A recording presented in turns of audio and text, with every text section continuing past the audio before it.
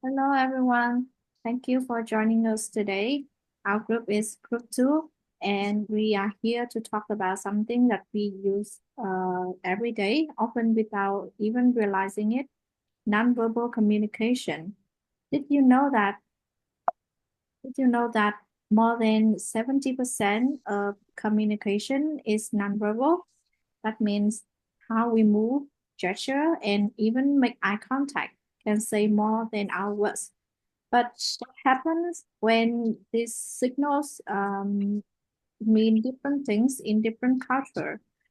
A friendly gesture in one country might be seen as offensive in another one. So that's what we exploring today. We'll look at body language, gestures, and eye contact across cultures and show how important it is to understand these differences. Let's get started, uh, let's get started with different types of nonverbal communication.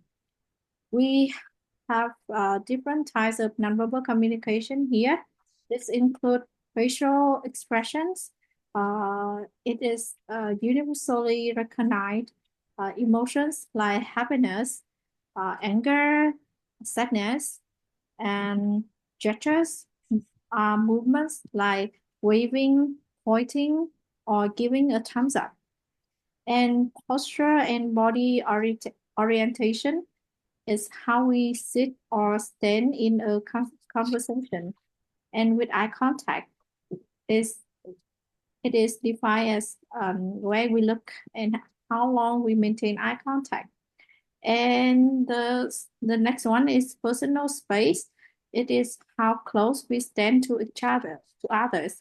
And paralanguage, it is tone, pitch, and volume of our voice. And each of these elements can vary from culture to culture. Some are universal, but others can be easily misunderstood if we are not aware. In the following slides, we'll focus especially on gesture, posture, and eye contact across culture. Uh, the next one, Miss Tu, please. Yes, thank you. Now, let's talk about gestures. We often use them without thinking, but their meaning can change drastically depending on where you are in the world. Take the thumb up gesture. For example, in many Western cultures like the United States or UK, a thumb up means great job or oh good, is friendly and positive. But if you do this same gesture in countryside like Iran or part of West Africa, it's considered very rude, almost like giving someone the middle finger. Another common gesture is the OK sign, making a circle with your thumb and index finger.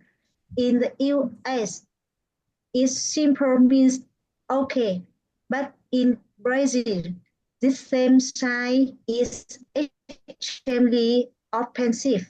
In Japan, interestingly, it means money. As you can see, gestures might be simple, but they can lead to big misunderstanding. Next slide. Thank you. And I would like to talk about posture, bowing, and handshakes. Body posture is another important form of nonverbal communication. Let's compare some common greetings across different countries. In Japan, bowing is a traditional way of greeting. A deeper bow shows more respect, and people bow to say hello, thank you, or even to apologize. The formality and respect behind each bow are deeply rooted in Japanese culture. Now contrast that with the United States or many Western countries, where people usually shake hands. A firm handshake is often seen as a sign of confidence and professionalism. However, if the handshake is too weak or too strong, it might create a negative impression. Meanwhile, in India, people greet each other with the namaste gesture, palms pressed together with a slight bow. This is not only a sign of respect, but also has spiritual significance. It's calm, non-intrusive, and beautiful in its simplicity. These differences show how posture plays a huge role in first impressions across culture. And the next step is eye contact. Mr. Ting, please. Thanks. Now let's talk about eye contact, one of the most subtle yet powerful form of nonverbal communication.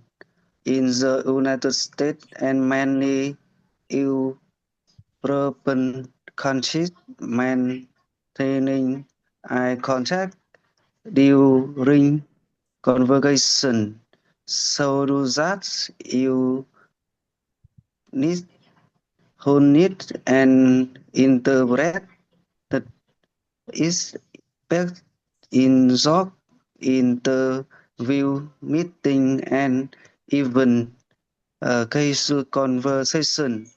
How, however, in many Asian cultures such as Japanese, too much eye contact can be seen in rule of person such and make to a contribution the receive. Thank you. Ian, Mr. Ian. Mr. Tuan, please.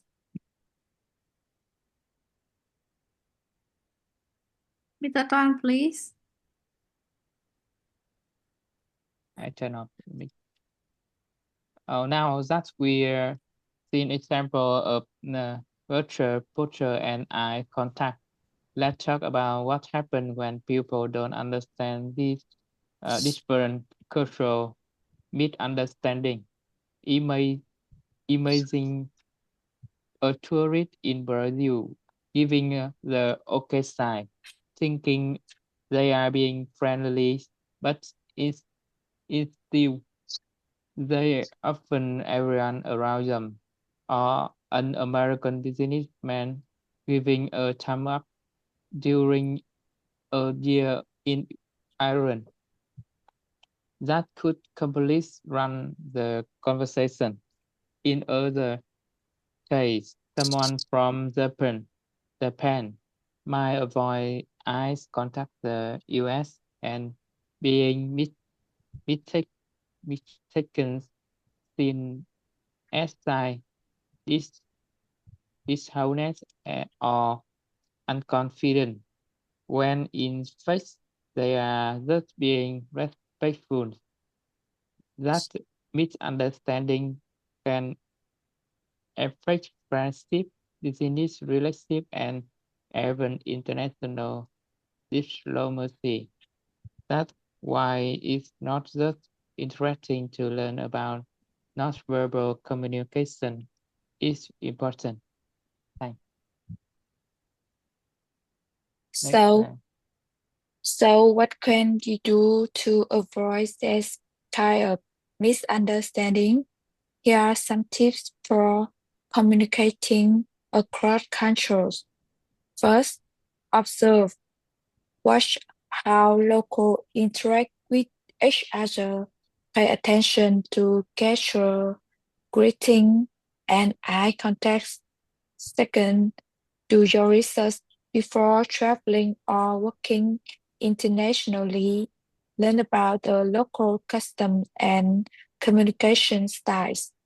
Third, be respectful and open-minded. If someone reacts differently than you expect, don't assume they are being rude. They may just be following their cultural norms. Finally, ask questions. If you are unsure about what appropriate, it's okay to ask politely. Most people appreciate the effort. In conclusion, nonverbal communication is powerful. It can connect us or divide us depending on how we use it by learning about and respecting cultural difference. We can build better relationships around the world. Thank you. So that's the end of our group discussion. Thank you for listening. Bye.